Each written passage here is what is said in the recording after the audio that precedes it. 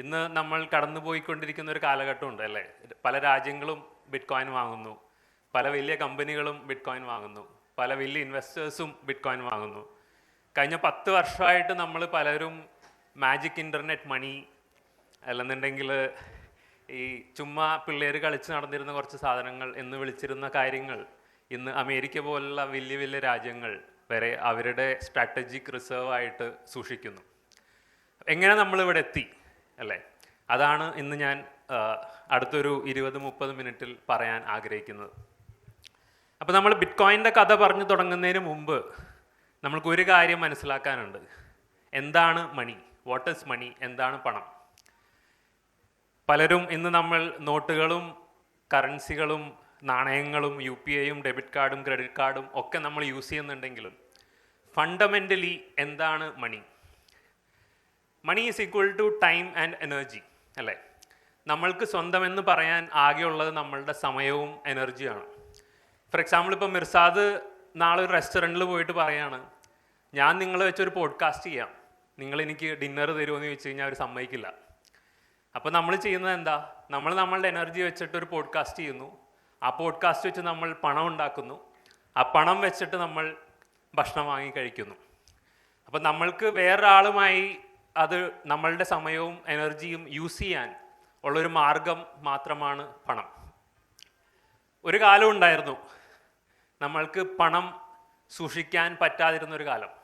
മനുഷ്യൻ എല്ലാ ദിവസവും വർക്ക് ചെയ്ത് അന്ന് വൈകുന്നേരം വന്ന് അന്ന് ചെയ്ത ജോലികൾ പങ്കിട്ട് ജീവിച്ചിരുന്നൊരു കാലം അല്ലേ? ഇതായിരുന്നു ഒറിജിനൽ പ്രൂഫ് ഓഫ് വർക്ക്. നമ്മൾ ബിറ്റ് കോയിൻ്റെ മൈനിങ്ങിൽ പറയുന്ന പ്രൂഫ് ഓഫ് വർക്ക്. എല്ലാവരും വർക്ക് ചെയ്യുന്നു, അന്ന് വൈകുന്നേരം ആ വർക്ക് എക്സ്ചേഞ്ച് ചെയ്ത് ജീവിക്കുന്നു. അത് സ്റ്റോർ ചെയ്യാൻ അന്ന് നമുക്കൊരു മാർഗം ഉണ്ടായിരുന്നില്ല. അപ്പോൾ നമ്മൾ മീൻ പിടിച്ചും മത്സ്യം പിടിച്ചും പഴങ്ങൾ പറിച്ചും അത് എക്സ്ചേഞ്ച് ചെയ്ത് ജീവിച്ചിരുന്ന കാലം. അന്നൊരു ഡോക്ടർ ഉണ്ടായിരുന്നെങ്കിൽ ഡോക്ടർക്ക് നമ്മൾ കൊടുത്തിരുന്നത് നമ്മളുണ്ടാക്കിയ പഴങ്ങളും നമ്മൾ പിടിച്ച മീനുകളും ആയിരുന്നു. പക്ഷേ ഈ സിസ്റ്റത്തിനൊരു പ്രശ്നം ഉണ്ടായിരുന്നു അല്ലേ? ഡോക്ടർ തരുന്ന സർവീസിന് കിട്ടുന്ന മീനും ഡോക്ടർ ഇന്ന് തരുന്ന സർവീസിന് കിട്ടുന്ന പഴങ്ങളും ഡോക്ടർ സൂക്ഷിച്ചു വയ്ക്കാൻ തുടങ്ങി. പക്ഷേ 2-3 ദിവസം കഴിഞ്ഞപ്പോൾ ഡോക്ടർക്ക് മനസ്സിലായി ഇത് സൂക്ഷിച്ചു വയ്ക്കാൻ പറ്റില്ല, അത് നശിച്ചു പോകും. അപ്പോൾ ഡോക്ടർ ഉണ്ടാക്കുന്ന ഡോക്ടറിൻ്റെ സ്വത്ത്, ഡോക്ടറിൻ്റെ സമയവും എനർജിയും കൊടുത്ത് ഉണ്ടാക്കിയിരുന്ന പണം ഡോക്ടർക്ക് സൂക്ഷിച്ചു വയ്ക്കാൻ പറ്റാണ്ടായി. കാരണം പണം, എന്തെങ്കിലും ഒരു കാര്യം പണം ആയി നമ്മൾ കാണണമെന്നുണ്ടെങ്കിൽ അല്ലെങ്കിൽ അത് പണമായി സ്വീകരിക്കപ്പെടണമെന്നുണ്ടെങ്കിൽ അതിന് 6 പ്രോപ്പർട്ടീസാണ് വേണ്ടത്. ഏറ്റവും ഇമ്പോർട്ടൻറ്റ് ഡ്യൂറബിലിറ്റി അന്നത്തെ കാലത്ത്, അതായത് നമ്മളുടെ പണം നശിക്കാതെ നമ്മൾക്ക് സൂക്ഷിച്ചു വയ്ക്കാൻ പറ്റണം. ഡിവിസിബിലിറ്റി, ആ പണം കൊണ്ട് നമുക്കൊരു ഭക്ഷണം കഴിക്കാനും പറ്റണം, ആ പണം കൊണ്ട് നമുക്കൊരു വീട് വാങ്ങാനും പറ്റണം. പോർട്ടബിലിറ്റി, ആ പണം നമ്മൾക്ക് ഒരു സ്ഥലത്തുനിന്ന് വേറൊരു സ്ഥലത്തേക്ക് കൊണ്ടുപോയിട്ട് സാധനങ്ങൾ വാങ്ങാൻ പറ്റണം. യൂണിഫോമിറ്റി, ലോകത്തെല്ലായിടത്തും ആ പണത്തിന് സെയിം വാല്യൂ വേണം. വെരിഫയബിലിറ്റി, ഒരാൾ പണം തരുമ്പോൾ അത് ശരിയാണ്, അത് കൃത്യമായ പണമാണ്, ഫേക്ക് ആയിട്ടുള്ള പണമല്ല, നമുക്ക് മനസ്സിലാക്കാൻ പറ്റണം. വളരെ ഇമ്പോർട്ടൻ്റ് ആയിട്ടുള്ള വേറൊരു ഫാക്ടർ സ്കേർസിറ്റി, അത് വിരളമായ ഒന്നായിരിക്കണം. വെള്ളം നമുക്ക് പണമായിട്ട് കാണാൻ പറ്റില്ല, വായു നമുക്ക് പണമായിട്ട് കാണാൻ പറ്റില്ല, കാര്യം അത് എല്ലാവരുടെ ഉള്ളതാണ്. അപ്പോൾ അധികം കഷ്ടപ്പെട്ട് നമ്മൾ ഉണ്ടാക്കുന്ന ഒന്ന് മാത്രമേ നമുക്ക് പണമായിട്ട് സ്വീകരിക്കാൻ പറ്റൂ. അല്ലെന്നുണ്ടെങ്കിൽ സിമ്പിളായിട്ട് കുറേ ആൾക്കാർ ഉണ്ടാക്കിയിട്ട് നമ്മളുടെ കയ്യിലുള്ള പണത്തിൻ്റെ വാല്യൂ പതുക്കെ ഇല്ലാണ്ടാക്കും. അപ്പം അന്ന് ഡോക്ടർക്ക് നമ്മൾ പഴങ്ങളും മീനുകളും കൊടുത്തപ്പോൾ ആ മീനുകൾക്കും പഴങ്ങൾക്കും ആകെ ഒരു പ്രോപ്പർട്ടി മാത്രമേ ഉണ്ടായിരുന്നുള്ളൂ, പോർട്ടബിലിറ്റി. അതൊരു സ്ഥലത്ത് നിന്ന് പിടിച്ചിട്ട് നമുക്ക് വേറെ സ്ഥലത്തേക്ക് കൊണ്ടുപോകാം. വേറെ പണത്തിൻ്റെ ഒരു ആ പെർട്ടിക്കുലർ ഒരു ഗുഡ് എന്ന് പറയുന്ന അല്ലെങ്കിൽ ഒരു സർവീസ് നമ്മൾക്ക് യൂസ് ചെയ്യാൻ പറ്റിയിരുന്നില്ല. അങ്ങനെയാണ് മനുഷ്യൻ നമ്മളുടെ സമയവും എനർജിയും സ്റ്റോർ ചെയ്യാൻ തുടങ്ങിയത്. അതെങ്ങനെ സ്റ്റോർ ചെയ്യാമെന്ന് ചിന്തിച്ചു തുടങ്ങിയത്, നമ്മളുടെ വെൽത്ത് എങ്ങനെ ഭാവിയിലേക്ക് സൂക്ഷിച്ചു വെക്കാം എന്ന് ചിന്തിച്ചു തുടങ്ങിയത്. അങ്ങനെ ഒരു ദിവസം 5 മീൻ പിടിച്ചിരുന്ന ഒരാൾ അന്നത്തെ ദിവസത്തിന് വേണ്ടിയിട്ടുള്ള 2 മീനെ പിടിച്ചിട്ട് ബാക്കി സമയം വളരെ പ്രത്യേകതരമുള്ള കല്ലും പ്രത്യേകതരമുള്ള ശംഖുകളൊക്കെ കളക്ട് ചെയ്യാൻ തുടങ്ങി. അപ്പോൾ അതായത് പെട്ടെന്ന് കിട്ടുന്ന കല്ലുകളായിരുന്നില്ല, ഇത്രയും കൂടി കാണാൻ ഭംഗിയുള്ള കല്ലുകൾ, കാണാൻ ഭംഗിയുള്ള ശംഖുകൾ നമ്മൾ കളക്ട് ചെയ്യാൻ തുടങ്ങി. അപ്പോൾ അത് നമ്മൾ നേരത്തെ പോയി മീൻ പിടിച്ചതിന് പകരം നമ്മളുടെ എനർജിയും നമ്മളുടെ സമയവും കൊടുത്ത് പറക്കിയെടുത്ത കല്ലായതുകൊണ്ട് അതിനന്നൊരു വിലയുണ്ടായിരുന്നു. അപ്പോൾ ഡോക്ടറുടെ സമയവും എനർജിയും നമുക്ക് തരുമ്പോൾ നമ്മൾ ഡോക്ടർക്ക് കൊടുത്ത് നമ്മൾ സമയവും എനർജിയും കൊടുത്ത് പറക്കിയെടുത്ത കല്ലുകളും ശംഖുകളൊക്കെ ആയിരുന്നു. അപ്പോൾ ഇതൊരു ഫെയർ എക്സ്ചേഞ്ച് ഓഫ് വാല്യൂ ആയിരുന്നു അല്ലേ. ഡോക്ടർ നമ്മൾക്ക് ഡോക്ടറുടെ സമയം തരുന്നു, നമ്മൾ ആ സമയം കൊണ്ട് പറക്കിയെടുത്ത കല്ലുകൾ കൊടുക്കുന്നു. പക്ഷേ ഇത് റെയർ ആയിരുന്നില്ല. പലരും വിചാരിച്ചു ആ ഗ്രാമങ്ങളിൽ ഇത് റെയർ ആയിരുന്നു, അല്ലെങ്കിൽ ആ ദ്വീപുകളിൽ ഈ കല്ലുകൾ റെയർ ആയിരുന്നു. പക്ഷേ ലോകം വളർന്നപ്പോൾ പല ആൾക്കാരും ഇത് മനസ്സിലാക്കിയപ്പോൾ ഇത് റെയർ അല്ല എന്നുള്ള സത്യാവസ്ഥ ആ ഗ്രാമവാസികൾ മനസ്സിലാക്കി തുടങ്ങി. വേറെ നമ്മളുടെ ഗ്രാമത്തിലുണ്ടായിരുന്ന കല്ലുകൾ റെയർ ആയിരുന്നു നമ്മൾ വിശ്വസിച്ചപ്പോൾ ആ സെയിം കല്ലുകൾ വേറെ ഗ്രാമത്തിൽ ഒരുപാടുണ്ടായി. അപ്പോൾ അത് ആൾക്കാർ മനസ്സിലാക്കിയപ്പോൾ ആ ഗ്രാമത്തിൽ നിന്ന് ആ കല്ല് കൊണ്ടുവന്നിട്ട് നമ്മുടെ ഗ്രാമത്തിൽ വ്യാപാരം ചെയ്യാൻ തുടങ്ങി. അപ്പോൾ നമ്മുടെ ഗ്രാമത്തിൽ ആ കല്ലിനുള്ള സപ്ലൈ ഒരുപാട് കൂടി. അപ്പോൾ ഓട്ടോമാറ്റിക്കലി ആ സപ്ലൈ കൂടിയതുകൊണ്ട് നമ്മുടെ ഗ്രാമത്തിൽ ആ കല്ലിനുള്ള വില പതുക്കെ കുറഞ്ഞു തുടങ്ങി. അപ്പോൾ ഡോക്ടർ പറഞ്ഞു, എനിക്കിനി ഒരു കല്ല് പോരാ, എനിക്ക് 2 കല്ല് പോരാ, ബിക്കോസ് ആൾക്കാരെ എല്ലാവരുടെയും കല്ലായി അല്ലേ. അപ്പോൾ അങ്ങനെ ആ സിസ്റ്റവും പതുക്കെ നശിച്ചു തുടങ്ങി. എന്തൊരു സാധനത്തിൻ്റെയും സപ്ലൈ കൂടുമ്പോൾ അതിൻ്റെ ഡിമാൻഡ് കൂടുന്നില്ലെങ്കിൽ അതിൻ്റെ വാല്യൂ പതുക്കെ കുറഞ്ഞുകൊണ്ടിരിക്കും. അതാണ് അന്നത്തെ കല്ലിനും ശംഖിനും സംഭവിച്ചത്. അപ്പോൾ നമ്മൾ പ്രോപ്പർട്ടി നോക്കിക്കഴിഞ്ഞ് കഴിഞ്ഞാൽ ഡ്യൂറബിൾ ആയിരുന്നു അല്ലേ, നിലനിൽക്കും ഈ കല്ലുകളും ശംഖുകളും നശിച്ചു പോകാതെ മീനെ പോലെ. പക്ഷേ ഡിവിസിബിൾ ആയിരുന്നില്ല. എനിക്കത് പെട്ടെന്ന് കട്ട് ചെയ്ത് പല കാര്യങ്ങൾക്ക് യൂസ് ചെയ്യാൻ പറ്റിയിരുന്നില്ല. എനിക്കത് പല സ്ഥലത്തേക്ക് മൂവ് ചെയ്യാൻ പറ്റിയിരുന്നു. പക്ഷേ പല കല്ലുകളും ശംഖുകളും യൂണിഫോം ആയിരുന്നില്ല, അത് വെരിഫൈ ചെയ്യാൻ പറ്റിയിരുന്നില്ല. പറഞ്ഞ പോലെ അത് ഒട്ടും സ്കെയർസ് ആയിരുന്നില്ല. പല ദ്വീപുകളിൽ കുറേ ഉണ്ടായിരുന്നു ഇങ്ങനത്തെ കല്ലുകൾ. അങ്ങനെ മനുഷ്യൻ പുതിയൊരു സ്റ്റോർ ഓഫ് വാല്യൂലോട്ട് മൂവ് ചെയ്തു. വെറും മെറ്റൽസ് ആയിരുന്നില്ല, പ്രഷ്യസ് മെറ്റൽസ്. അതായത് സ്വർണവും വെള്ളിയും പോലുള്ള പ്രഷ്യസ് മെറ്റൽസ്, നമ്മളുടെ ഭൂമിയിൽ മാത്രം ഉള്ള ആർട്ടിഫിഷ്യലായ ഒരു ലാബിൽ ഉണ്ടാക്കാൻ പറ്റാത്ത ടൈപ്പ് ഓഫ് മെറ്റൽസ്, തുരുമ്പ് പിടിക്കാത്ത ഒരു മെറ്റൽ അല്ലേ, ആൾക്കാർക്ക് എളുപ്പം ഉണ്ടാക്കാൻ പറ്റാത്ത മെറ്റൽ. അങ്ങനെയാണ് മനുഷ്യൻ്റെ സമയവും എനർജിയും പുതിയൊരു രൂപത്തിൽ സ്റ്റോർ ചെയ്യാൻ തുടങ്ങിയത്. പണ്ട് നമ്മൾ കല്ല് പറക്കിയ പോലെ നമ്മൾ വെള്ളിയും സ്വർണവും ഖനനം ചെയ്യാൻ തുടങ്ങി. അസെയിം നമ്മളുടെ സമയവും ഊർജവും ഉപയോഗിച്ച് ഖനനം ചെയ്യാൻ തുടങ്ങി. ഡോക്ടർക്ക് നമ്മളുടെ സമയവും ഊർജവും കൊണ്ടുണ്ടാക്കിയ ആ സ്വർണവും വെള്ളിയും നമ്മൾ കൊടുത്തു തുടങ്ങി. വെള്ളിക്ക് ചെറിയ ട്രാൻസാക്ഷനുകൾക്കാണ് നമ്മൾ വെള്ളി ഉപയോഗിച്ചത്. വലിയ ട്രാൻസാക്ഷനുകൾക്ക് നമ്മൾ സ്വർണ്ണം ഉപയോഗിച്ചു. കാരണം സ്വർണം കാണാൻ ഇത്തിരി ഭംഗി കൂടുതലായിരുന്നു. അതുകൊണ്ട് നമ്മൾ സ്വർണത്തിന് കൂടുതൽ വാല്യൂ കൊടുത്തു, വെള്ളിക്ക് കുറവ് വാല്യൂ കൊടുത്തു. അങ്ങനെ ഒരു സിസ്റ്റം നമ്മൾക്ക് നശിച്ചു പോവാത്തൊരു സിസ്റ്റം നമ്മൾക്കുണ്ടായി. നമ്മൾ വ്യാപാരം ചെയ്യാൻ തുടങ്ങി. ഒരുപാട് നഗരങ്ങൾ വളർന്നു. പല രാജ്യങ്ങൾ വേറെ രാജ്യങ്ങളായിട്ട് ട്രാൻസാക്ട് ചെയ്യാൻ തുടങ്ങി, ട്രേഡ് ചെയ്യാൻ തുടങ്ങി. അപ്പോഴാണ് സ്വർണത്തിൻ്റെ ഒരു പോരായ്മ നമ്മൾ കണ്ടു തുടങ്ങിയത്. അതെന്തായിരുന്നു? സ്വർണം ക്യാരി ചെയ്യാൻ ഭയങ്കര ബുദ്ധിമുട്ടാണ്. വലിയ ട്രാൻസാക്ഷൻസ് ചെയ്യാൻ വേണ്ടിയിട്ട് വേറെ രാജ്യങ്ങളിലേക്ക് കൊണ്ടുപോകാൻ, വേറെ നഗരങ്ങളിലേക്ക് കൊണ്ടുപോകാൻ വളരെ ബുദ്ധിമുട്ടായിരുന്നു. അത് കൊണ്ടുപോകുന്ന സമയത്ത് അറ്റാക്ക് ചെയ്യപ്പെടുന്നു. അപ്പോൾ അതിൻ്റെ ഒരു റിസ്ക് എലമെൻറ്റും അവിടെ ഉണ്ടായിരുന്നു. സ്വർണം സ്കേഴ്സ് ആയിരുന്നു അല്ലേ. നമ്മൾ കല്ല് പറക്കിയ പോലെയോ അല്ലെങ്കിൽ ഗുഡ്സ് ഉണ്ടാക്കിയ പോലെ ആയിരുന്നില്ല. സ്വർണം ലോകത്തിൽ വളരെ വിരളമായി കിട്ടുന്ന ഒന്നാണ്. അപ്പോൾ മണിയുടെ വലിയൊരു പ്രോപ്പർട്ടി സ്വർണം മീറ്റ് ചെയ്തു. സ്വർണം പല രാജ്യങ്ങളിലും സെയിം വാല്യൂ ഉള്ള ഒന്നായിരുന്നു. പക്ഷേ സ്വർണം വെരിഫൈ ചെയ്യാൻ ഭയങ്കര ബുദ്ധിമുട്ടായിരുന്നു. സ്വർണം ട്രാൻസ്ഫർ ചെയ്യാൻ വളരെ ബുദ്ധിമുട്ടായിരുന്നു. സ്വർണം വെച്ചിട്ട് നമുക്ക് ചെറിയ ട്രാൻസാക്ഷൻസും വലിയ ട്രാൻസാക്ഷൻസും ഒരു സമയം നടത്താൻ വളരെ ബുദ്ധിമുട്ടായിരുന്നു. അപ്പോൾ ഇതൊക്കെയായിരുന്നു സ്വർണത്തിൻ്റെ മണി എന്ന രീതിയിൽ ഉള്ളൊരു പോരായ്മകൾ. അങ്ങനെ നമ്മൾ ഒരു മാർഗം കണ്ടെത്തി, മൂന്നാമതൊരാളെ വിശ്വസിച്ച് തുടങ്ങാം അല്ലേ.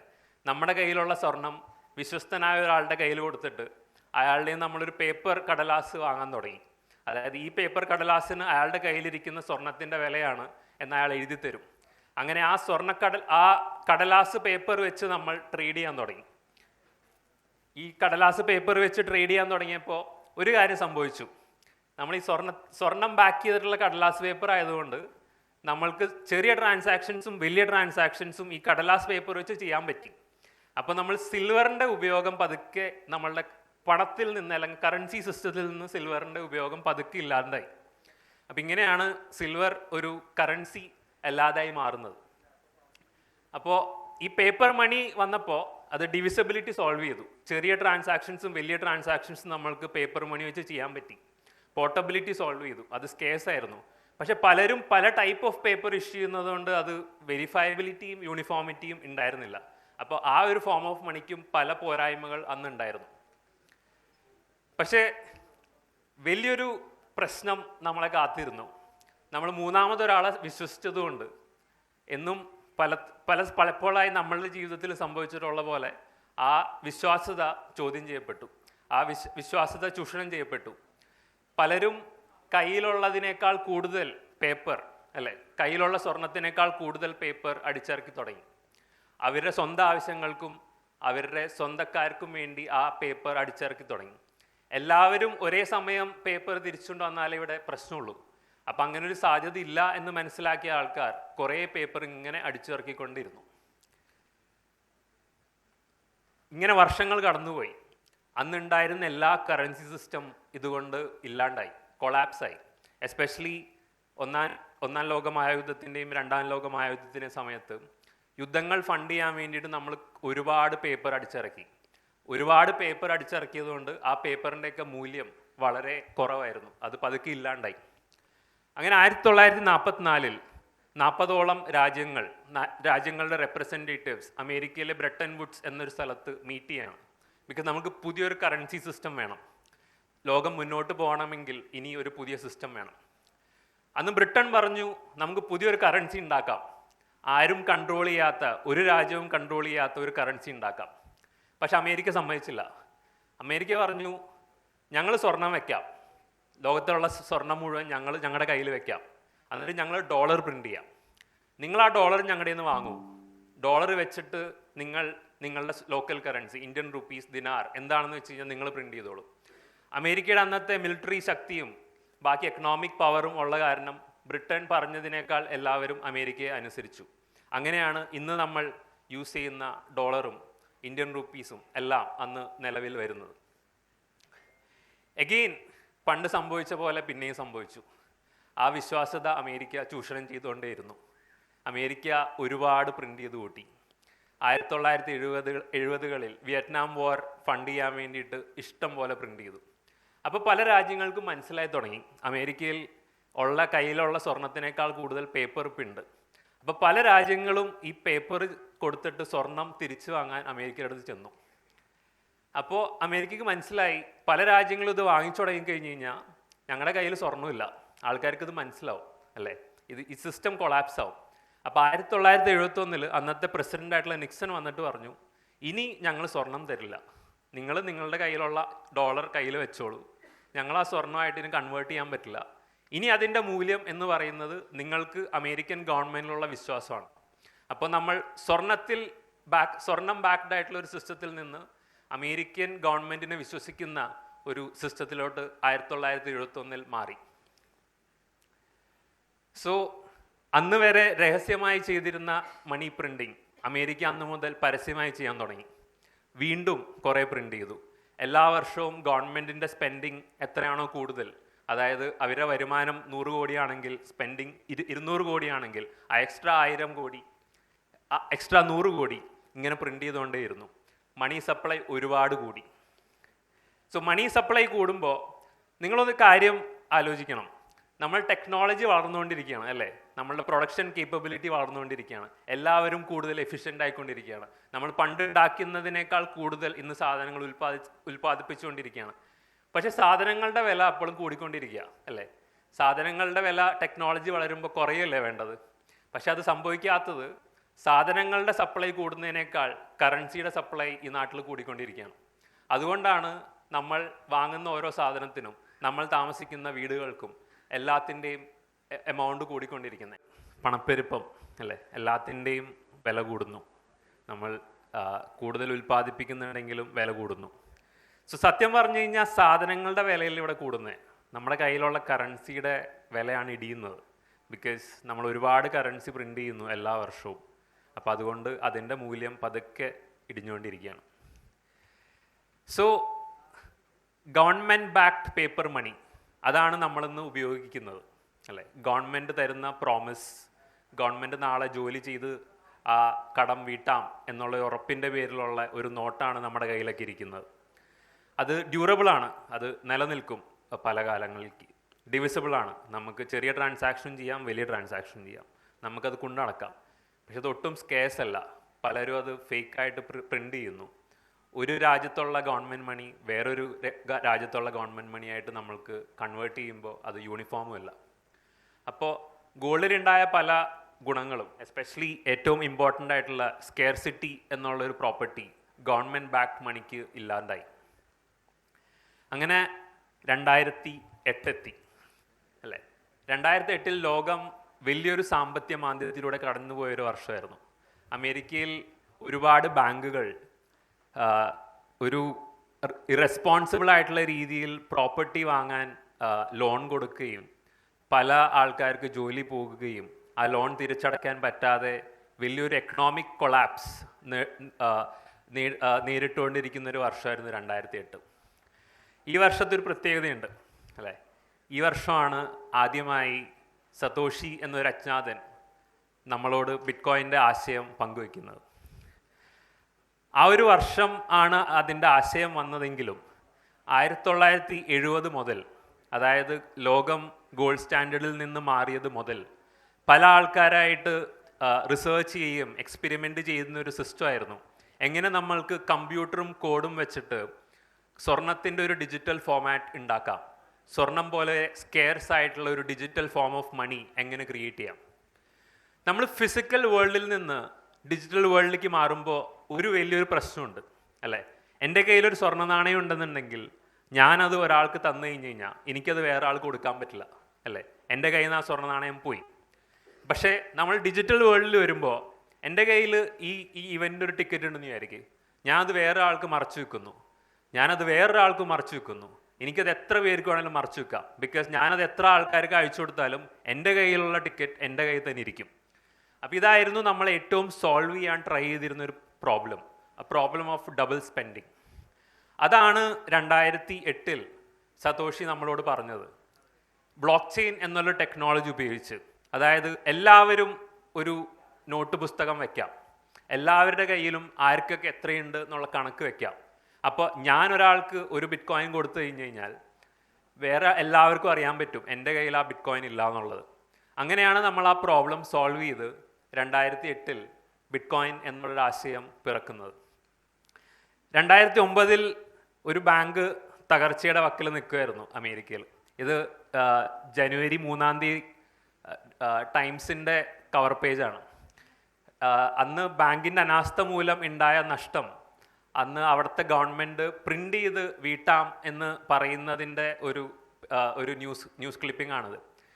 ബിറ്റ് കോയിൻ്റെ ഫസ്റ്റ് മൈനിങ് ബ്ലോക്ക്, അതായത് ബിറ്റ് കോയിൻ ആദ്യത്തെ ബിറ്റ് കോയിൻ ഉണ്ടായ ബ്ലോക്കിൽ സതോഷി എഴുതി വെച്ചത് ആ ബാങ്കിനെ അവിടുത്തെ സെൻട്രൽ ബാങ്ക് ബെയിൽ ഔട്ട് ചെയ്യും എന്നുള്ള വേർഡ്സാണ്. അതാണ് ആദ്യത്തെ ബിറ്റ് കോയിൻ മൈൻ ചെയ്തപ്പോൾ അതിൽ ഇനി ചരിത്രം മുഴുവൻ ആ വേർഡിങ്, ആ ഒരു സെൻറ്റൻസ് അവിടെ ഉണ്ടാവും. അങ്ങനെ ചരിത്രത്തിൽ ആദ്യമായി പണത്തിൻ്റെ എല്ലാ പ്രോപ്പർട്ടീസും മീറ്റ് ചെയ്യുന്ന ഒരു ഫോം ഓഫ് മണി സതോഷി നമ്മൾക്ക് സമ്മാനിച്ചു. ബിറ്റ് കോയിൻ ആർക്കും നശിപ്പിക്കാൻ പറ്റില്ല. ബിറ്റ് കോയിൻ വെച്ച് ഭക്ഷണം കഴിക്കാം, ബിറ്റ് കോയിൻ വെച്ചിട്ട് നമുക്ക് വീടും വാങ്ങാം. ലോകത്തിലുള്ള ആർക്ക് വേണമെങ്കിലും എപ്പോൾ വേണമെങ്കിലും ഒരു വീക്കെൻഡും ഒരു ഹോളിഡേയും ഒന്നുമില്ലാതെ ബിറ്റ് കോയിൻ നമുക്ക് ട്രാൻസ്ഫർ ചെയ്യാം. എല്ലാ നാട്ടിലും ബിറ്റ് കോയിൻ യൂണിഫോം ആണ്. ബിറ്റ് കോയിൻ ആർക്കും ഫേക്ക് ചെയ്യാൻ പറ്റില്ല, ഒരൊറ്റ ബിറ്റ് കോയിനേ ഉള്ളൂ.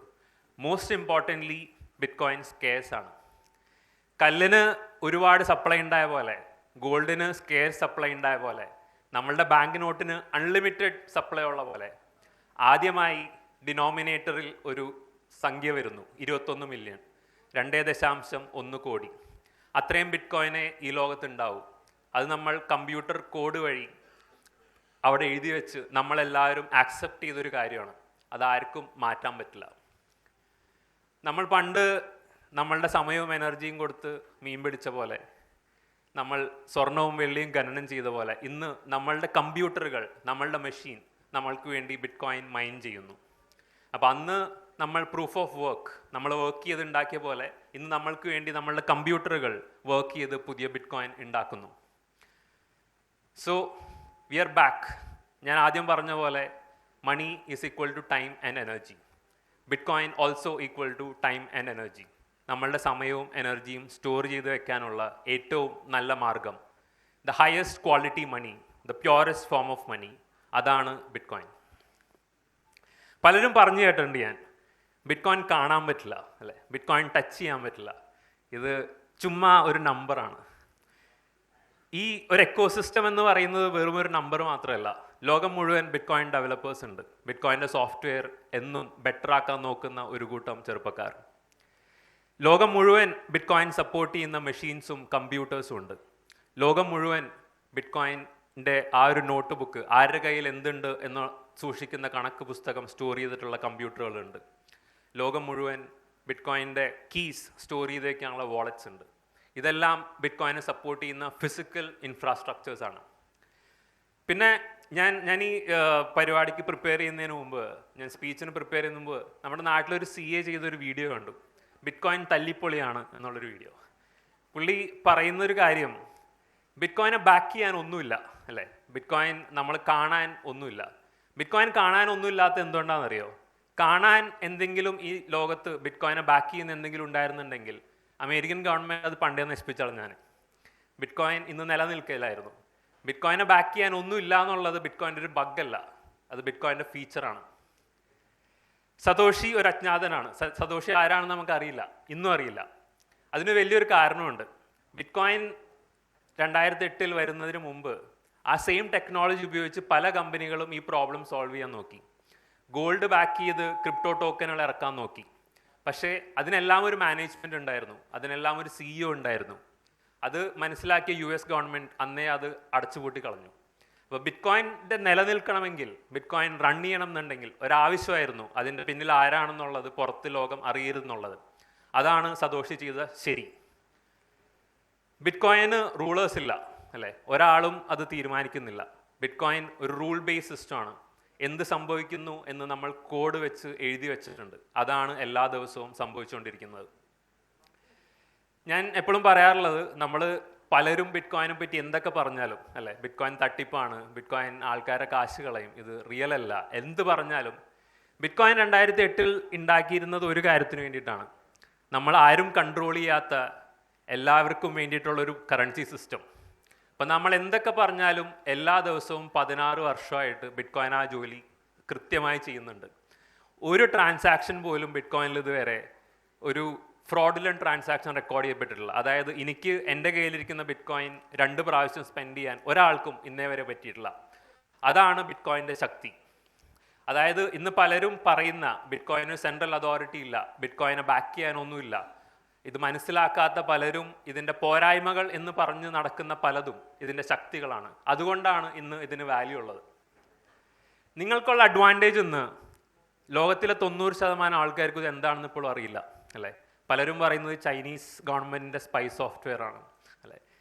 പക്ഷേ ഇന്ന് നിങ്ങൾക്ക് ഒരു ഓപ്പർച്യൂണിറ്റി ഉണ്ട്, ഇത് പഠിക്കാനും ഇത് മനസ്സിലാക്കാനും നിങ്ങളുടെ സ്വത്തിൻ്റെ ഒരു ഭാഗം ബിറ്റ് കോയിനിൽ സൂക്ഷിച്ചു വെക്കാനും.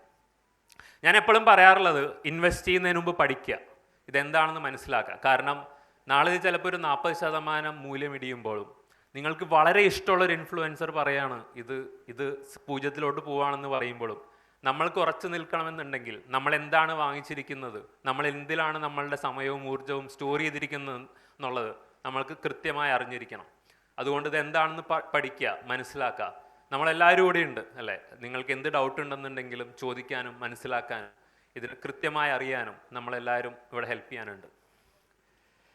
സത്യം പറഞ്ഞു കഴിഞ്ഞാൽ ബിറ്റ് കോയിൻ ഒരു ഈഗോ ടെസ്റ്റാണ് അല്ലേ. നമ്മൾ ഒരു കാലത്ത് മനസ്സിലാക്കിയ തെറ്റ് അല്ലെങ്കിൽ അത് തെറ്റായിരുന്നു എന്ന് നമ്മൾ സമ്മതിക്കുമോ എന്നുള്ളൊരു ടെസ്റ്റ്. നാളെ ഇതൊരു ശരിയായിട്ടുള്ളൊരു ഇൻസ്ട്രുമെൻ്റാണ്, ശരിയായിട്ടുള്ളൊരു അസറ്റാണെന്ന് ഒരാൾ മനസ്സിലായാലും അയാളത് പുറത്ത് വന്ന് പറയുമോ എന്നുള്ളൊരു ടെസ്റ്റ്. ആ ടെസ്റ്റ് പാസ്സായ ഒരാളാണത്. ലോകത്തിലെ ഏറ്റവും വലിയ അസറ്റ് മാനേജ്മെൻറ്റ് കമ്പനിയുടെ founder and CEO Larry Fink from black rock. പുള്ളി 5 വർഷം മുമ്പ് ബിറ്റ് കോയിനെ പരസ്യമായി എതിർത്ത ഒരാളാണ്. കഴിഞ്ഞ വർഷം ലാരി നാഷണൽ TV വന്നിട്ട് പറഞ്ഞു, ഞാൻ ബിറ്റ് കോയിനെ പറ്റി പഠിച്ചു, ഞാൻ പറഞ്ഞത് തെറ്റായിരുന്നു, ഇന്ന് ഞാൻ വിശ്വസിക്കുന്നു ബിറ്റ് കോയിൻ ഒരു ലെജിറ്റമേറ്റ് അസറ്റാണ്. ബിറ്റ് കോയിൻ ഒരു ഗ്ലോബൽ അസറ്റാണ്. ഇന്ന് നാട്ടിൽ നടക്കുന്ന പല പ്രശ്നങ്ങളിൽ നിന്നും നിങ്ങളെ സേവ് ചെയ്യാൻ പറ്റുന്ന ഒരു അസറ്റാണ്. അങ്ങനെ കഴിഞ്ഞ വർഷം ബ്ലാക്ക് റോക്ക് ബിറ്റ് കോയിനിൽ ഇൻവെസ്റ്റ് ചെയ്യാൻ അവരുടെ ക്ലയൻസിന് ഒരു പ്രോഡക്റ്റ് ലോഞ്ച് ചെയ്തു. 20 വർഷമായിട്ട് അവരുടെ ഗോൾഡിൻ്റെ പ്രോഡക്റ്റിൽ കിട്ടിയ ഇൻവെസ്റ്റ്മെൻ്റാണ് 10 മാസം കൊണ്ട് ബ്ലാക്ക് റോക്കിന് ബിറ്റ് കോയിൻ്റെ പ്രോഡക്റ്റിൽ കിട്ടിയത്. ഇത് ഇൻവെസ്റ്റ് ചെയ്തത് നമ്മളെപ്പോലുള്ള ചെറിയ ഇൻവെസ്റ്റേഴ്സ് അല്ല, വലിയ ഗവൺമെൻറ്റുകൾ, അബുദാബി ഗവൺമെൻറ്, വലിയ കമ്പനികൾ, അവരൊക്കെയാണ്. അതായത് വലിയ റിസർച്ച് ടീമുകളും എല്ലാം പഠിച്ച് ചെയ്യുന്ന ആൾക്കാരും ആണ് ഇങ്ങനെയുള്ള വലിയ വലിയ ബിറ്റ് കോയിൻ പ്രൊഡക്റ്റുകളിൽ ഇന്ന് ഇൻവെസ്റ്റ് ചെയ്തുകൊണ്ടിരിക്കുന്നത്. ഇത് ഞാൻ പറയുന്ന ഒരു കാര്യമാണ്. ഇന്നത്തെ കാലത്ത് ബിറ്റ് കോയിൻ നമ്മൾ ഓൺ ചെയ്യാതിരിക്കുന്നതാണ് ബിറ്റ് കോയിൻ ഓൺ ചെയ്യുന്നതിനേക്കാൾ വലിയൊരു റിസ്ക്. അതെന്താണെന്ന് വെച്ച് കഴിഞ്ഞാൽ, ഇന്ന് പലരും പറയും ബിറ്റ് കോയിന് 1 കോടിയാണ് വില അല്ലേ. അപ്പോൾ അത് ഭയങ്കര വലിയ കോസ്റ്റാണ്.